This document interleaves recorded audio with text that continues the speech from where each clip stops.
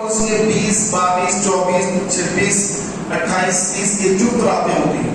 تو تاہ راتیں 21 23 25 27 29 یہ 5 تاہ راتیں ہیں. ان تاہ راتوں میں آقا علیہ السلام نے فرمایا شب قدر کو تلاش کرو. اور آقا علیہ السلام نے فرمایا شب قدر میں اللہ تبارک و تعالی کتوں کو بھونکنے سے روک دیا جاتا ہے اللہ کی طرف سے. نشانی بتائی کیونکہ رات نہیں بتائی سرکار نے, نشانی بتائی 5 راتوں میں سے کوئی بھی رات ہو سکتی ہے, لہذا 5 راتوں کا اہتمام کرنا. اور اس کی نشانی یہ بیان فرمائی کہ سمندر کا جو کھاری پانی ہوتا ہے وہ پانی میٹھا ہو جاتا ہے, اس میں زمزم ملایا جاتا ہے. اور فرمایا اس رات کتے نہیں بھونکیں گے. اور اس رات کو گزرنے کے بعد جب صبح ہوگی سورج طلوع ہوگا, تو سورج جب طلوع ہوگا تو شعاعیں نہیں ہوگی بغیر شعاعوں کے سورج طلوع ہوگا. یہ اس کی چند نشانیاں بیان کی گئی.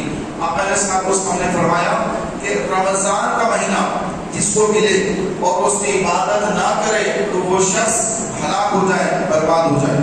تو رمضان کا مہینہ یہ مبارک مہینہ کل قیامت کے روز روزہ داروں کی شفاعت کرے گا جو رمضان کا ادب کرتے ہیں, روزہ رکھتے ہیں, گناہوں سے بچتے ہیں, رمضان کا ریسپیکٹ کرتے ہیں. تو بھی رمضان بھی قیامت کے روز ان کی شفاعت فرمائے گا.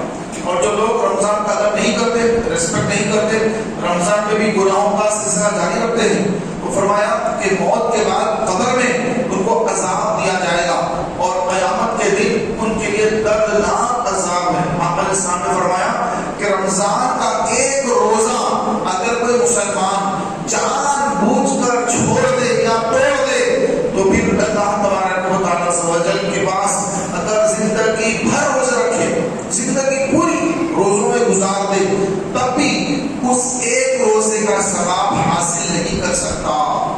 ذرا سوچیے, غور فرمائیے کہ رمضان کا اگر ایک روزہ کوئی مسلمان بھائی چھوڑ دے, اس کے بعد اب اس کی پوری زندگی 50 سال کی, 60 سال کی, 100 سال کی زندگی, جتنی زندگی ہے پوری زندگی اب ڈیلی روزے رکھ رہا, ڈیلی روزے رکھ رہا, تب بھی وہ ایک روزہ جو چھوٹ گیا اس کا ثواب حاصل نہیں کر سکتا.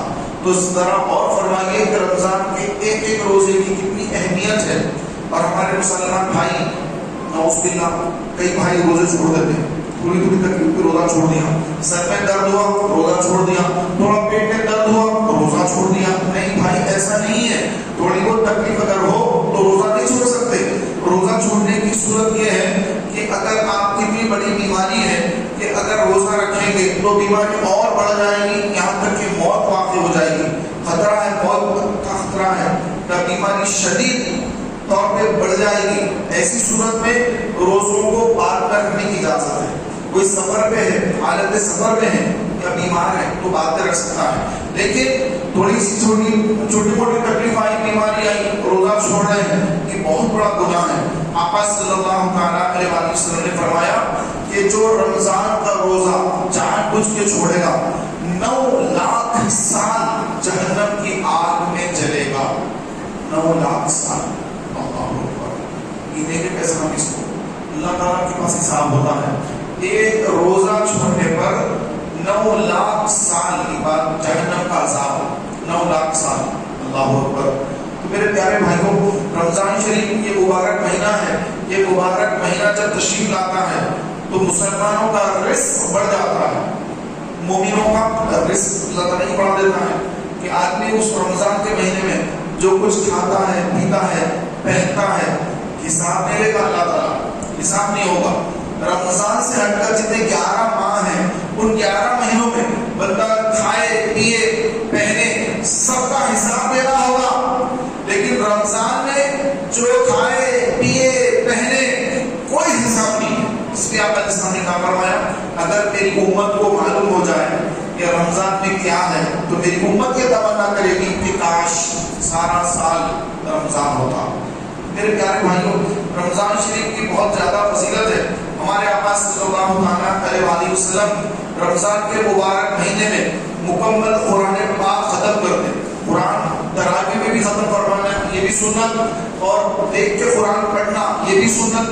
قرآن پاک سننا, سماعت قرآن قرآن پاک سننا. جبریل امین علیہ السلام آسمانوں سے زمین پہ رمضان میں تشریف لاتے اور حضور کی بارگاہ میں قرآن پاک پڑھ کر سناتے.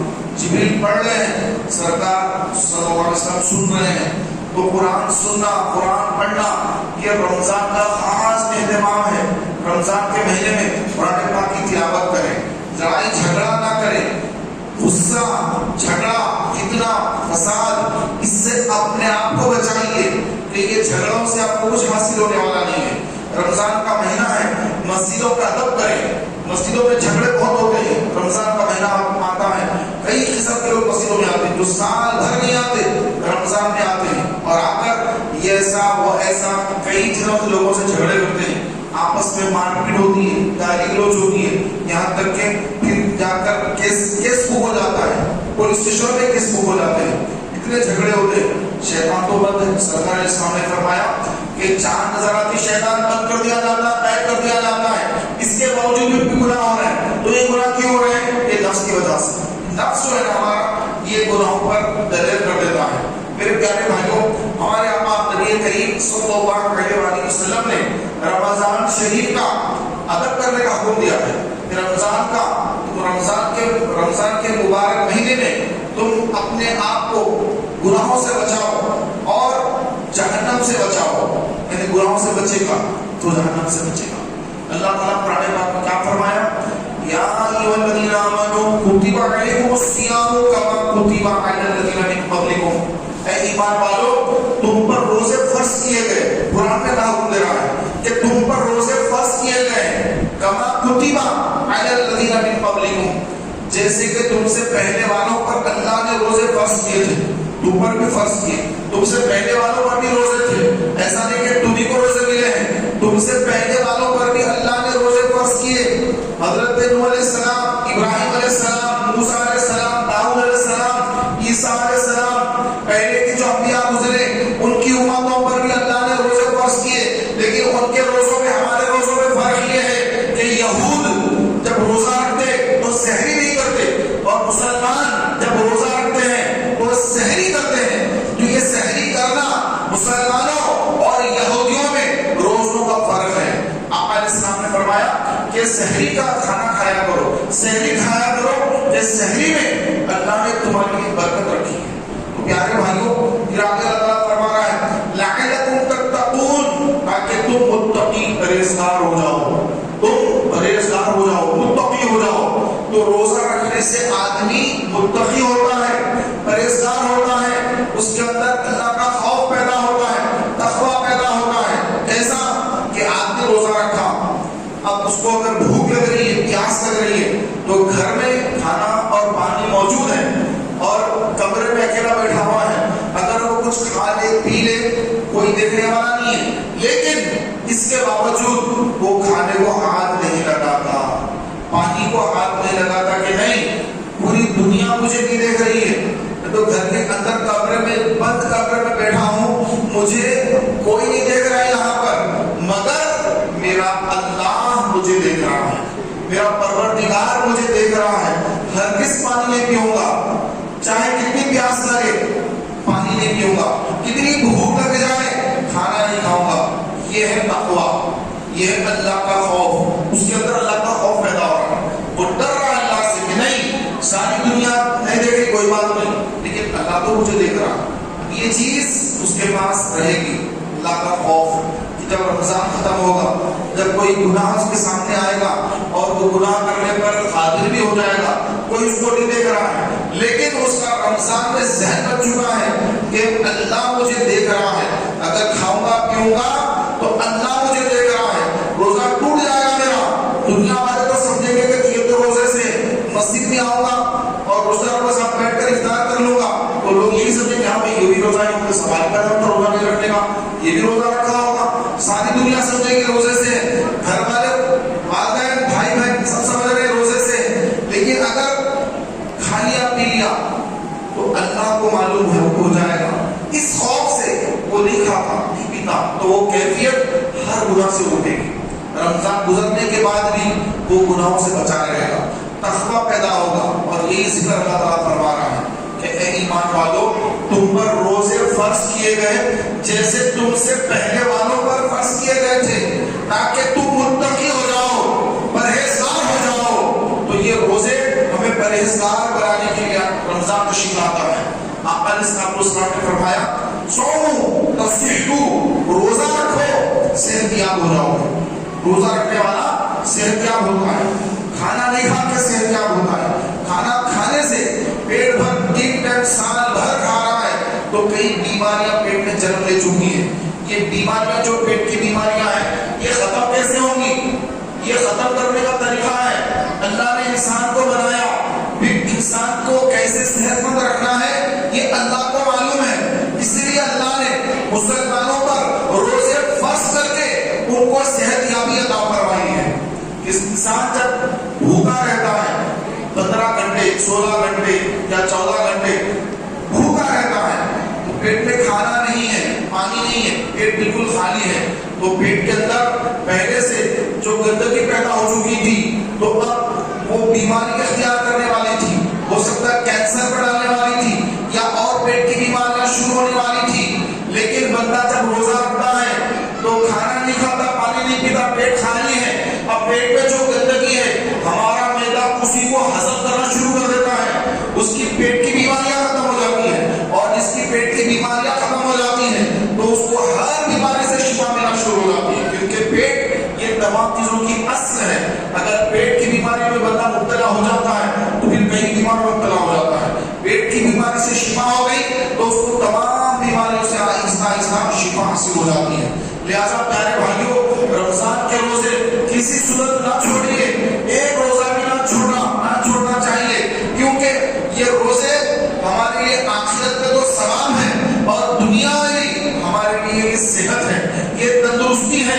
اللہ تبارک و تعالیٰ تقویٰ بھی عطا کرے گا، صحت بھی عطا کرے گا، آخرت میں ثواب بے شمار ہے۔ تو رمضان یہ روزے رکھنے کے لیے آیا ہے، نہ کہ ہم خوب کھاتے پھرتے رہیں، رات بھر گھوم پھر کر کھا پی رہے ہیں، یہاں گئے وہاں گئے، کھا رہے پی رہے، نہ تراویح کا اہتمام، نہ قرآن پاک پڑھنے کا کوئی شوق۔ رمضان آیا بس بازاروں کی زینت بن کے پھر رہے ہیں، تو یہ نہیں کرنا چاہیے پیارے بھائیوں۔ زندگی کب ختم ہو جائے کوئی نہیں جانتا۔ آج جمعہ کا دن ہے، منگل سے ہو سکتا ہے رمضان شروع ہوگا، لیکن کس کو معلوم منگل تک جییں گے ہم؟ کون کہہ سکتا ہے کہ میں 100% جیوں گا؟ نہیں، موت کبھی نہیں آ سکتی۔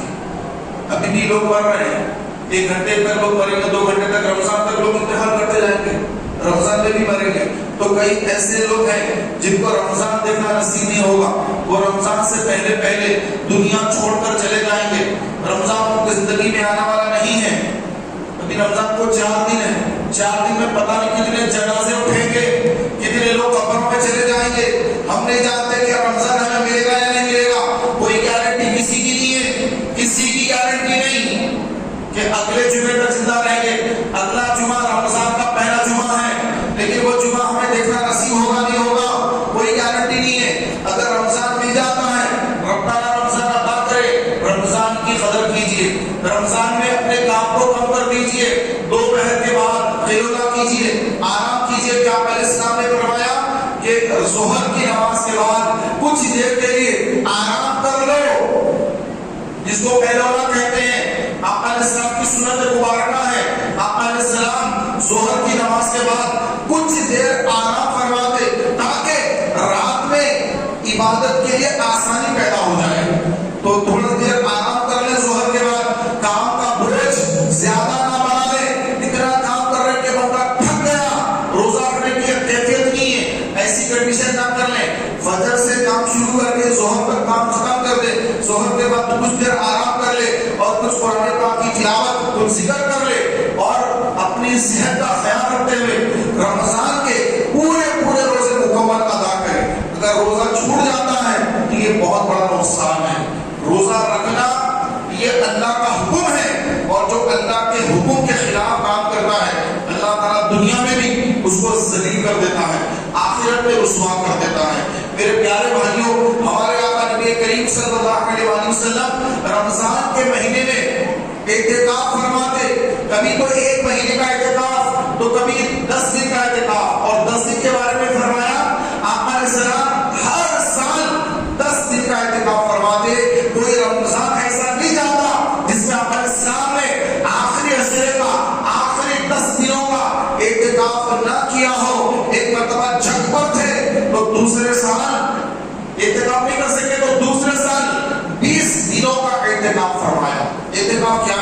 کہ مسجد میں آ کر بیٹھ جانا.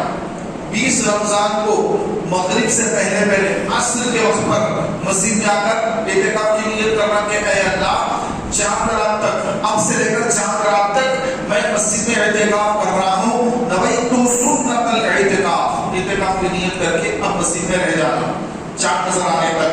10 دن 10 راتیں اللہ کے گھر میں گزارنا، یہ اعتکاف کرنا ہے. اس کا ثواب بہت زیادہ ہے. آپ علیہ السلام نے فرمایا کہ جو ایک دن ایک رات کا اعتکاف کرے تو اللہ تعالیٰ اس کو جہنم سے 3 خندقیں دور کر دے گا، اور ایک خندق کا فاصلہ مشرق سے مغرب تک ہوگا. یہ ایک دن کے اعتکاف کی فضیلت ہے. تو 10 دن کے اعتکاف کا کیا ثواب ہے اللہ جانے، خدا جانے کیا ثواب ہے. حدیث پاک میں آپ علیہ السلام نے فرمایا کہ جو 10 دنوں کا اعتکاف کرتا ہے اللہ تبارک و تعالیٰ اس کو 2 حج 2 عمروں کا ثواب عطا فرماتا ہے.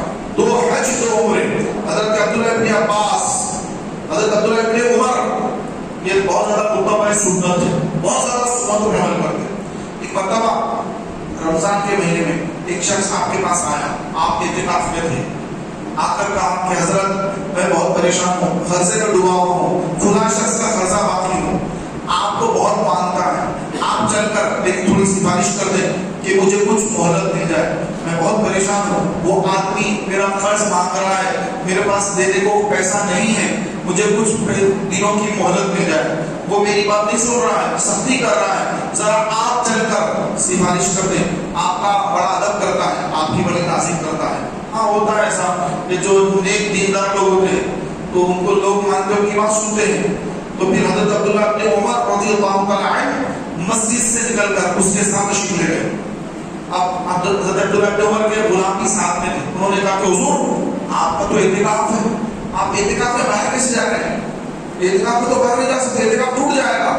حضرت عبداللہ ابن عمر رضی اللہ تعالیٰ عنہ آپ نے فرمایا قسم اس ذات کی جس کے قبضے حضور میں میری جان ہے، میرے کان گواہ ہے کہ میرے آقا علیہ السلام نے فرمایا کہ اگر کوئی مسلمان بھائی کی حاجت روائی کے لیے اگر کوئی اس کی حاجت روائی کر دے تو وہ حاجت روائی کرنا 10,000 اعتکاف کرنے سے بھی افضل ہے.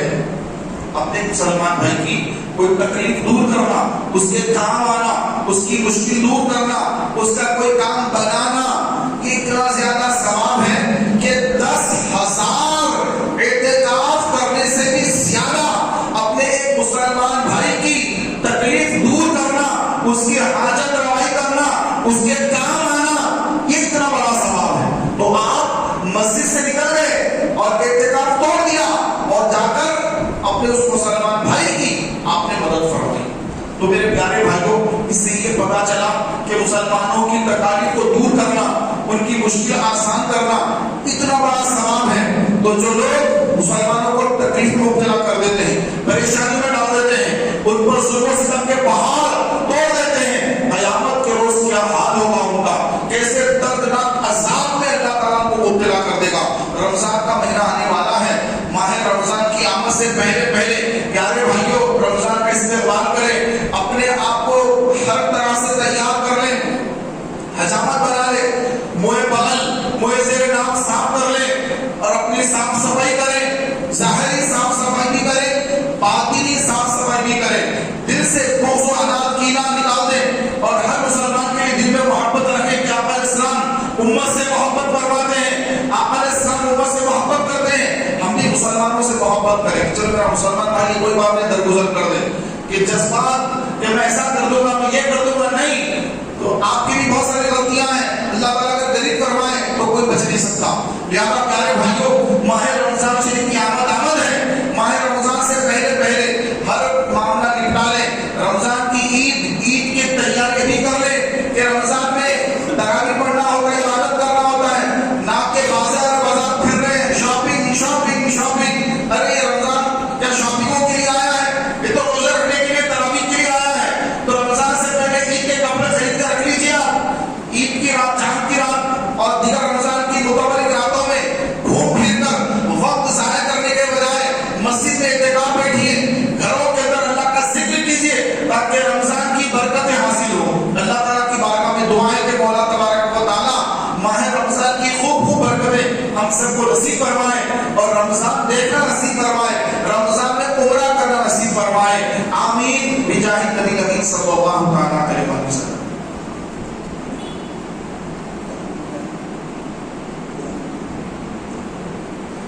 سنت ادا فرما لیجیے، اگلی صفوں کو پور فرما لیجیے.